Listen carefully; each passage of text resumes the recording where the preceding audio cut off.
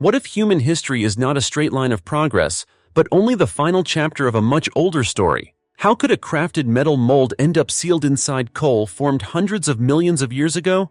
Why does an underground city exist that could shelter tens of thousands of people, complete with air shafts and food stores? And how can footprints nearly 4 million years old look strikingly similar to the way modern humans walk today? These are not myths or legends. They are real discoveries, documented and debated by scientists. If all of them exist, what part of our past have we failed to understand?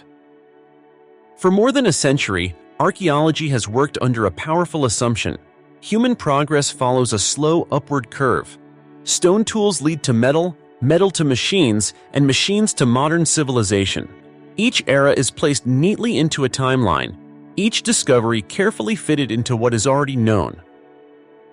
Most of the time, this system works. But occasionally, something emerges that does not fit yet. Across different continents and time periods, archaeologists have uncovered objects and structures that appear to be out of place, not because they are imaginary, but because their context defies expectation. These are not artifacts found in myths or folklore. They come from mines, excavation sites, sealed geological layers, and carefully documented digs. Their materials can be tested, their locations can be verified. And yet, their existence raises questions that standard explanations struggle to fully resolve. Science approaches such anomalies with caution, as it should. Many strange discoveries eventually find rational explanations: contamination of layers, misinterpretation of purpose, or natural processes that mimic human design. Skepticism is not a weakness of archaeology. It is its foundation. Every claim must withstand scrutiny, replication, and debate. And still, a small number of findings remain deeply uncomfortable. Some suggest technical skills far beyond what their era is supposed to allow. Others hint at systems of knowledge, mechanical, informational, or architectural, that appear unexpectedly advanced. A few challenge assumptions not about technology, but about human development itself. How early we walked, planned, recorded information, or prepared for catastrophe. Importantly, none of these discoveries force a single conclusion. They do not demand belief in lost super-civilizations or extraordinary visitors. What they demand instead is humility, an acknowledgement that the historical record is incomplete, and that absence of evidence is not evidence of absence. Written history covers only a fraction of humanity's existence. Before writing, knowledge had to survive through memory, ritual, craftsmanship, and physical construction.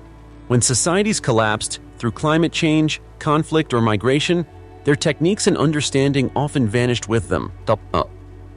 What remains are fragments. In this documentary, we examine 10 real archaeological discoveries that continue to resist easy classification. Each one has been studied, debated, and cautiously interpreted. None have been conclusively dismissed. Together, they form a pattern, not of certainty, but of unanswered questions. As we move through these findings, the goal is not to rewrite history, but to listen carefully to what the evidence allows us to ask. Because sometimes the most important discoveries are not the ones that give us answers, but the ones that reveal how much we still do not know. 1. The London Artifact, a metal mold sealed in coal. Deep beneath the coal fields of England, miners once uncovered something that should not have existed where it was found, not resting on the surface, not lodged inside a crack, but fully sealed inside a solid mass of coal, as though the object had been present long before the coal itself hardened around it. The object was small, metallic, and unmistakably shaped by intent. Its smooth curves, deliberate symmetry, and hollow interior closely resembled a bell-shaped casting mold, the kind used to shape molten metal into a finished form. This discovery would later become known as the London Artifact. What makes this find deeply unsettling is not the object itself, but its geological context. The coal seam encasing it dates back to the Carboniferous period, more than 300 million years ago, long before mammals, long before dinosaurs, and unimaginably long before any known human civilization capable of metalworking. Geologists examining the coal reported no signs of intrusion. There were no fractures, no evidence that the seam had been opened and resealed, No contamination pathways that could explain how a modern object slipped inside. The coal appeared intact, compressed naturally over immense spans of time. Analysis of the artifact's material only intensified the mystery.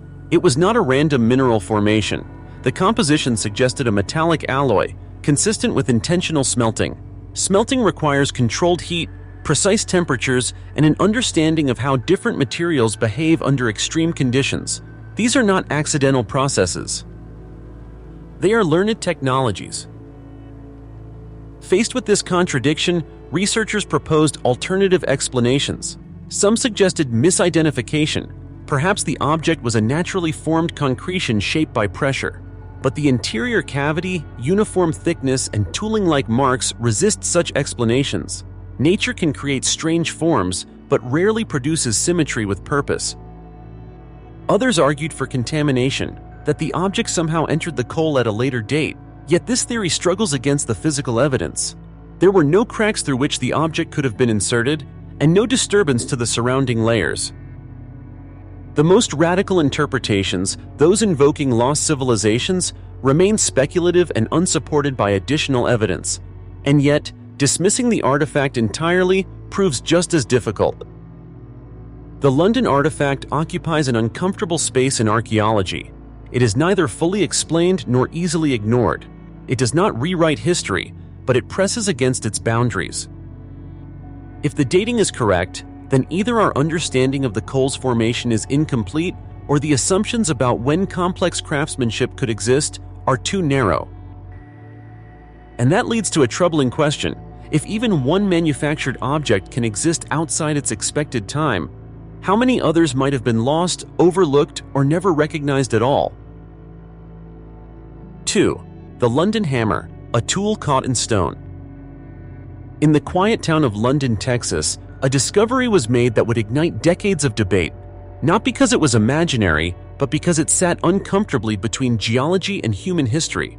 Embedded within a solid mass of stone was an object unmistakably familiar, a hammer. At first glance, the tool appeared simple, a metal head, a wooden handle, nothing extraordinary, and yet the circumstances of its discovery made it anything but ordinary. The hammer was found encased in a rock concretion, with the stone hardened tightly around the metal, as though the object had been trapped and preserved over a vast stretch of time. The metal head showed signs of deliberate forging. Analysis revealed an unusual composition, high-purity iron with minimal impurities, including an almost complete absence of sulfur. This level of refinement is uncommon even in some modern industrial processes, and far exceeds what would typically be expected from primitive blacksmithing techniques. More curious still was the handle. Portions of the wooden shaft had undergone partial fossilization, suggesting long-term mineral replacement rather than simple decay. Fossilization is not a process that occurs quickly. It implies extended burial under conditions that allow minerals to slowly replace organic material at a microscopic level. The controversy lies in the surrounding stone. Some geologists argue that the rock encasing the hammer is far older than the tool itself, potentially millions of years old. Others counter that the stone is a younger concretion, formed around the hammer through mineral-rich groundwater over a much shorter time span. This distinction matters. If the stone is ancient, then the hammer challenges the accepted timeline of metallurgy. If the stone is recent, then the artifact becomes an example of geological mimicry, where natural processes create the illusion of great age. Science has not reached a unanimous conclusion. What makes the London hammer particularly valuable is not what it proves, but what it demonstrates about the limits of interpretation. It reveals how easily assumptions can shape conclusions and how evidence can be read in multiple ways depending on context. The hammer is a reminder that archaeology is not just about objects, but about processes, how materials interact with their environment over time. It teaches caution. Not every anomaly overturns history, but not every anomaly should be dismissed. And yet, even the most conservative explanations leave unanswered questions. Why does the metal show such purity? Why does the handle display mineralization patterns inconsistent with short-term burial? The London hammer remains suspended between skepticism and mystery, a familiar tool, caught in unfamiliar stone. If time can disguise itself so convincingly in rock, how many other artifacts might be hiding behind geological illusions, waiting to challenge what we think we know? 3. The Baigong Pipes, metal tubes in the mountain. High on the barren slopes of Mount Baigong in China's Qinghai province, far from major ancient settlements, archaeologists encountered a puzzle carved directly into the landscape.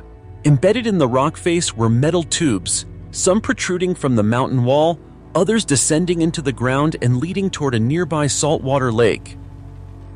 These were not isolated fragments, they formed a network.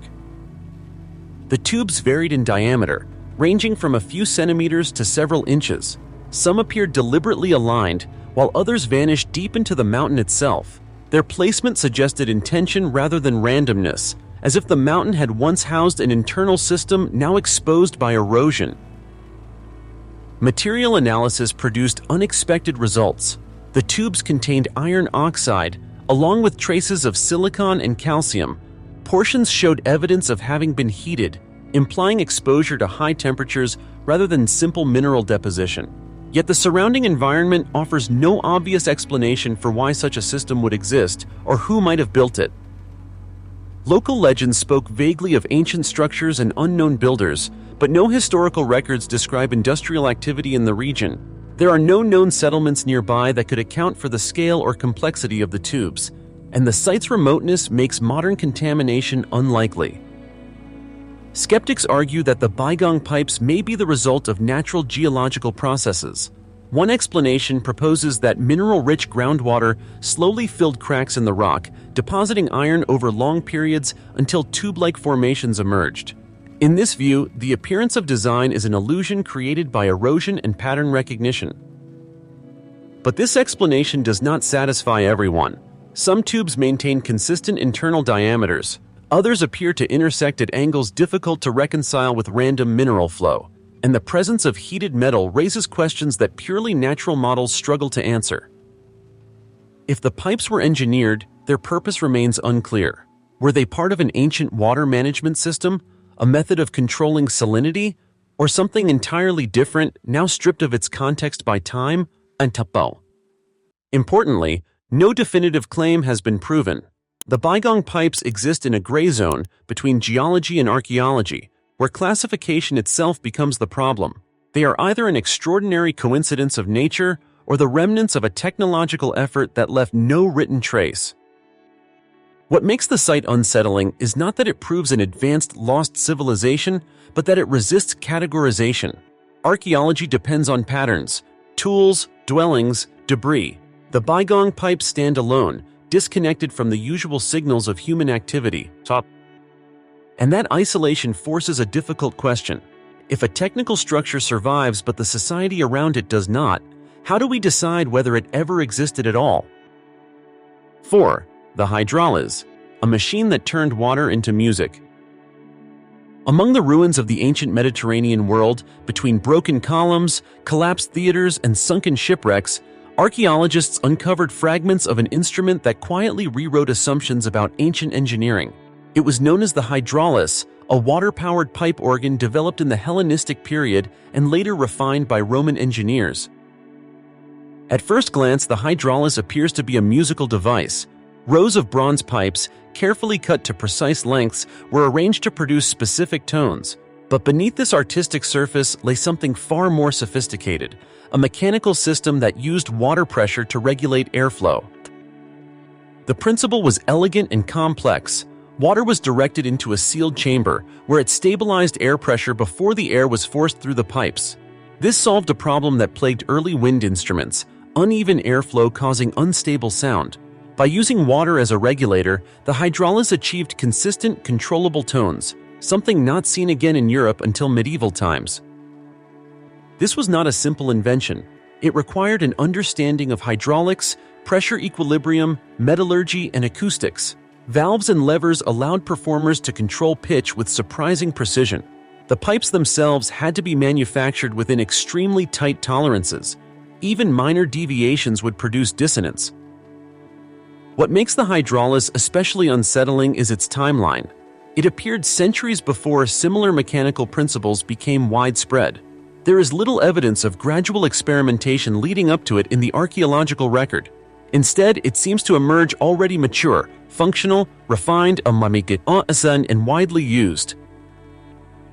Ancient texts describe hydraulic organs being played at public games, religious ceremonies, and imperial celebrations. Their sound was described as powerful, commanding, and unlike anything else of the era. Some fragments recovered from shipwrecks even suggest ongoing refinement, indicating a tradition of mechanical innovation that persisted quietly within workshops now lost to history. Yet after the decline of the Roman world, much of this knowledge disappeared. Medieval organs would later rely on bellows, not water, and the sophisticated pressure regulation of the hydraulis vanished for centuries. The question is not whether the Romans built machines. They clearly did. The question is how much they understood, and how much of that understanding was never recorded, never transmitted, and never recovered. The hydraulis challenges the assumption that ancient technology was always primitive, linear, and fragile. It reveals a moment when engineering, physics, and artistry converged into a true machine, only to fade from collective memory. If such complexity could arise, function, and then be lost, what other machines might history have quietly erased? 5. The Olmec obsidian mirrors. Perfect reflection from volcanic glass. Deep within ancient Mesoamerica, long before the rise of the Maya or the Aztecs, the Olmec civilization produced objects that continue to unsettle modern researchers. Among the most enigmatic of these creations are their obsidian mirrors, dark, polished discs made from volcanic glass, capable of reflecting light with startling clarity. Obsidian is not an easy material to work with. It fractures unpredictably, dulls tools quickly, and resists fine shaping. And yet, Olmec artisans transformed this brittle stone into surfaces so smooth that even microscopic examination reveals almost no irregularities. The finish rivals that of modern optical components. These mirrors were not mass-produced decorations. Each one was individually shaped, ground, and polished through a painstaking process that likely took countless hours. Achieving such precision required not only patience, but a deep understanding of how the material behaved at every stage of refinement. What makes the mirrors even more mysterious is their context. They were found in elite burials, worn as ceremonial ornaments, embedded into ritual objects, or aligned with sacred architecture. Many show wear patterns suggesting they were used horizontally, as if to reflect the sky, or vertically, positioned like portals rather than simple reflective tools. Archaeologists remain divided over their purpose. Some believe the mirrors played roles in divination or healing rituals, used by shamans to induce altered states of perception. Others suggest astronomical applications, reflecting celestial bodies during ceremonies tied to seasonal cycles. A more conservative view sees them as symbols of power, objects that visually reinforced authority through mastery of rare and difficult materials. Yet even the most cautious interpretations acknowledge the same core problem. The level of craftsmanship exceeds expectations. There is little evidence of an incremental learning curve leading to such perfection. The mirrors appear as finished products of an already mature tradition. Adding to the mystery is their distribution. Obsidian mirrors have been found far beyond the Olmec heartland, implying trade networks that transmitted not just objects, but specialized knowledge. Techniques had to be taught, preserved, and protected, suggesting guild-like systems of expertise. The Olmec mirrors remind us that advanced skill does not always announce itself through machines or monuments. Sometimes it survives only as surface perfection, silently reflecting a depth of knowledge that left no written explanation behind. If a civilization could master optical refinement without metal tools or modern abrasives, what other techniques might have flourished and vanished without leaving obvious traces? 6. The Karl Kipu, information before writing. On the arid coast of Peru, where desert winds meet the Pacific Ocean, archaeologists uncovered the remains of Caral, one of the oldest known urban centers in the world. Flourishing nearly 5,000 years ago, Caral predates the Inca, predates most Mesoamerican civilizations, and even predates the earliest pyramids of Egypt. Among its ruins, researchers discovered something that quietly challenged the history of communication itself: early forms of quipu as or. At first glance, these objects appear simple. Bundles of cords made from plant fibers tied with knots at measured intervals. But closer inspection reveals deliberate structure. The cords vary in thickness, color, twist direction, and knot placement. These are not decorative choices. They are variables. Later, Inca quipus are known to have functioned as accounting devices, capable of recording quantities, calendars, and administrative data. What makes the Carol quipus extraordinary is their age. They precede the Inca system by thousands of years, suggesting that structured information storage existed long before writing emerged in the region. The craftsmanship is precise. Fibers were spun uniformly, dyed with pigments that remain visible after millennia, and tied with consistency that implies a codified logic. This was not improvisation. It was a system that had to be learned, taught, and remembered. Skeptics once argued that the cords were purely symbolic or ritualistic, but statistical analysis of knot patterns shows repetition and hierarchy, features consistent with data encoding rather than ornamentation. The implication is profound. Corral society may have managed resources, schedules, or social organization through a non-written information technology. This challenges a deeply rooted assumption that writing is the first and primary medium of complex thought. The Corral quipu suggests an alternative path, where knowledge was stored tactily rather than visually, relying on trained interpreters instead of texts. And yet, almost nothing is known about how the system was read. No key survives, no explanatory records remain. When Corral declined, the language of its knots may have disappeared with it. What remains is a fragment of intelligence, evidence that early societies could think abstractly, systematically, and strategically without ever putting ink to stone.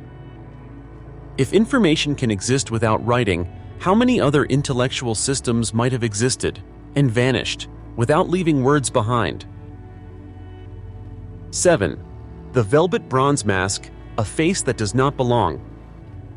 High in the rugged mountain region of Velebit, Croatia, archaeologists unearthed an object that immediately resisted easy classification. Buried beneath layers of earth and time was a bronze mask, finely cast, deliberately shaped, and unmistakably strange. Unlike ritual masks typically associated with the ancient cultures of the region, this artifact did not resemble a human face in any conventional sense. Its cheekbones were exaggerated. The eyes were elongated into almond-shaped openings. The contours of the face flowed with an unnatural symmetry, giving the impression of something symbolic rather than representational. Metallurgical analysis revealed a high level of technical skill. The bronze had been poured, shaped, and polished with precision. Smooth transitions between facial planes suggested the work of experienced artisans who understood both the properties of molten metal and the subtleties of form. This was not crude casting. It reflected a mature metallurgical tradition. What unsettles researchers is the mask's cultural mismatch.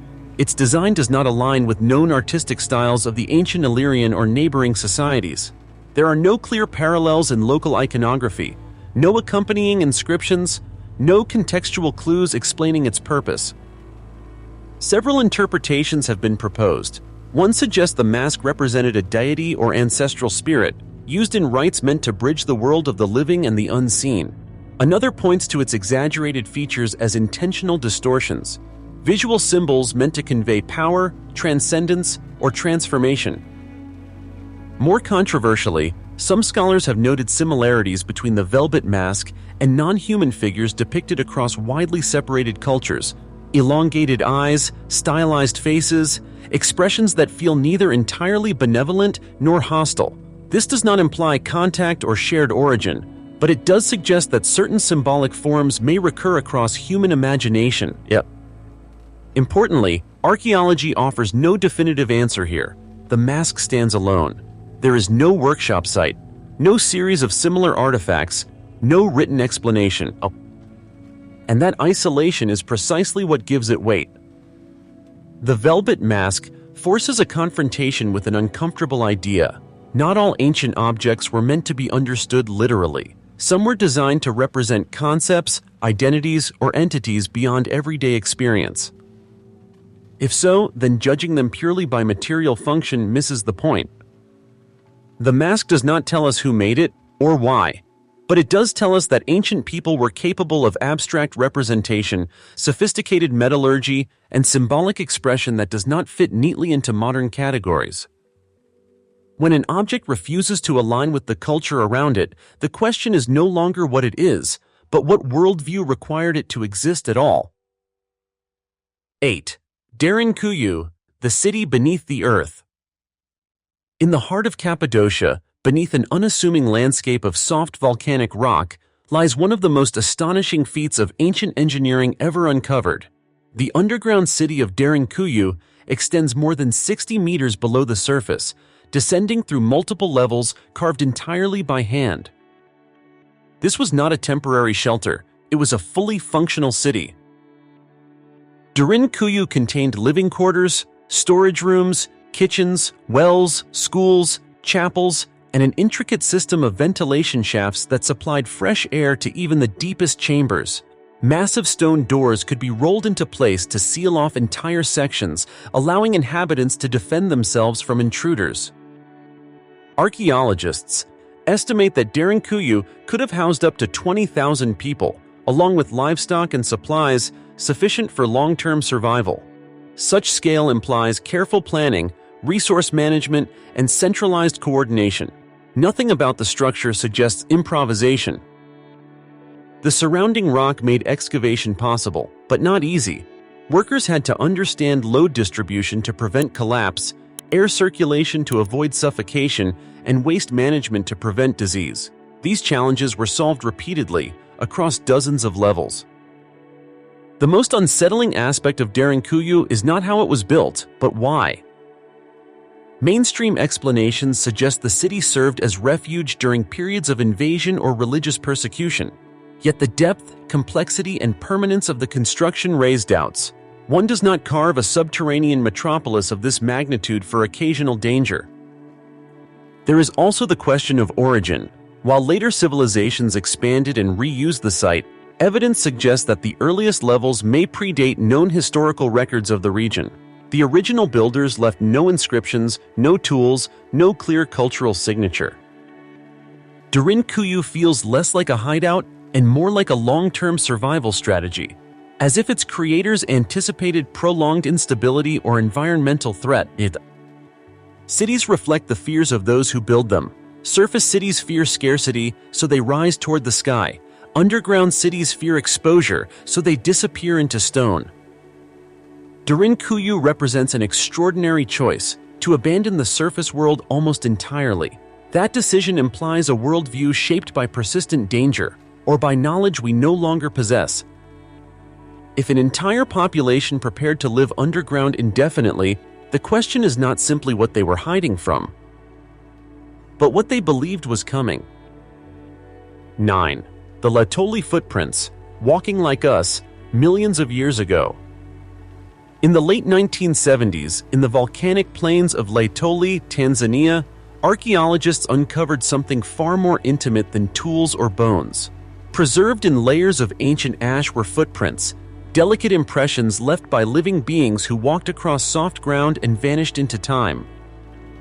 Radiometric dating placed these footprints at approximately 3.6 million years old. What startled researchers was not merely their age, but their form. The prints showed a pronounced heel strike, a clear arch, and a forward-facing big toe aligned with the others, features strongly associated with modern human bipedal walking. This was not the gait of a knuckle-walking primate or a tree-dwelling ancestor. It was a stride that looked familiar. According to conventional evolutionary models, such efficient human-like locomotion should not have appeared so early.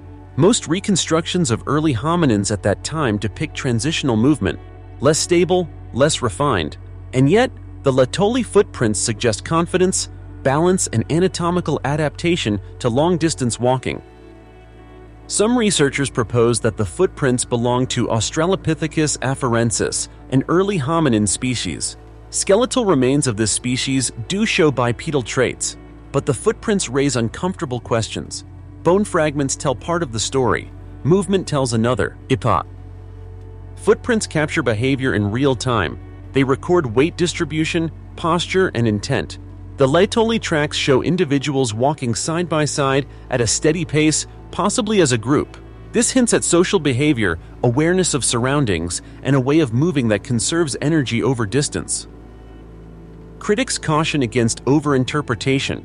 Ash can deform, preservation can exaggerate features, context matters. Yet even conservative analyses agree on one point: these footprints do not resemble what many expected to see. They suggest that human-like walking may have emerged far earlier than previously assumed, or that our definitions of modern are too narrow. This discovery does not overturn evolutionary theory. Instead, it complicates it. Evolution is not a clean ladder. It is a branching, uneven process filled with early experiments and lost paths. The Laetoli footprints remind us that humanity's story is not written only in bones and DNA, but in moments, captured accidentally, preserved by chance. If beings so ancient could walk with a stride so familiar, the question becomes deeply personal. How far back does human truly go? 10. The Thule Papyrus, a record of fire in the sky. Among the many fragments of ancient Egyptian history, few are as controversial or as carefully worded as the document known today as the Thule Papyrus. Unlike inscriptions carved into temple walls or stories preserved as myth, this text is notable for its tone. It reads not like a legend, but like a report. The papyrus is attributed to the reign of Pharaoh Thutmose III, around 1500 BCE.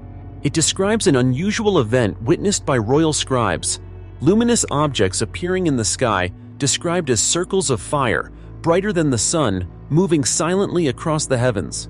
The phenomenon is said to have persisted for days, observed by the king himself and recorded for the archives.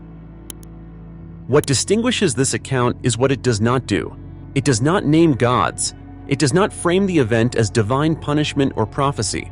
Instead, it documents observations, location, duration, brightness, and notes the reaction of those who witnessed it.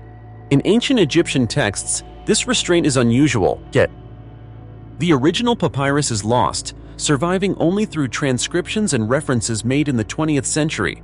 This has fueled skepticism. Critics argue that without the original, the document cannot be fully authenticated. Others counter that the language and structure closely resemble administrative records from the same period. Scholars remain divided.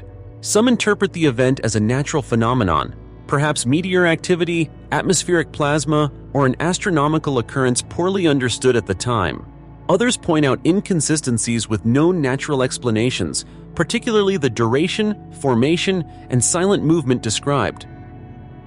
What matters archaeologically is not the conclusion, but the method of recording.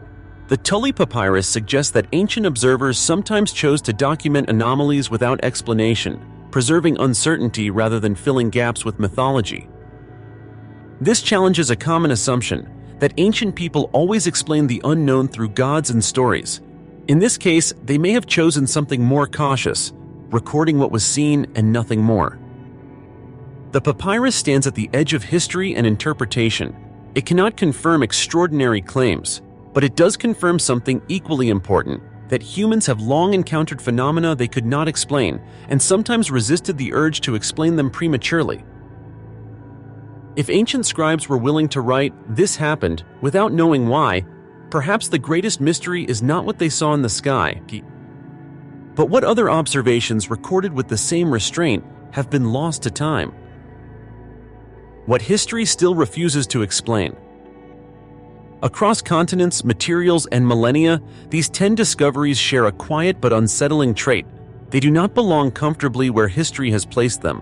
A metal mold sealed inside ancient coal, a hammer trapped in stone, pipes embedded in mountains with no known builders, machines that transformed water into music long before modern engineering. Mirrors polished beyond expectation, knots that carried information without words, and cities designed to disappear beneath the earth. None of these findings alone demands a rewriting of human history. Each has been studied, debated, and approached with caution, and yet, taken together, they reveal something more profound than a collection of anomalies. They expose the fragility of certainty. History is not a complete record. It is a reconstruction built from fragments that survived fire, flood, collapse, and time. Entire societies have vanished without leaving libraries or monuments. Knowledge has been lost not because it lacked value, but because it lacked durability. The past may not have been a simple ascent from ignorance to enlightenment. It may have included false starts, forgotten techniques, and periods of sophistication that collapsed and never recovered. When we encounter objects that feel out of place, we are not necessarily confronting impossibilities. We may be confronting absences in our own understanding. Importantly, science does not fail when it encounters mystery. It functions exactly as it should, by questioning, testing, and refusing to leap to conclusions. The discoveries explored here do not prove lost super-civilizations or extraordinary visitors. What they prove is something quieter and perhaps more uncomfortable, that human history is less complete than we assume. The greatest danger is not that these mysteries exist, but that they are dismissed too quickly simply because they do not fit familiar narratives. As we continue to uncover the past, we face a choice. We can force new evidence into old frameworks, or we can allow uncertainty to reshape our questions. Because sometimes the most honest answer history can offer is not an explanation, but an invitation to look again.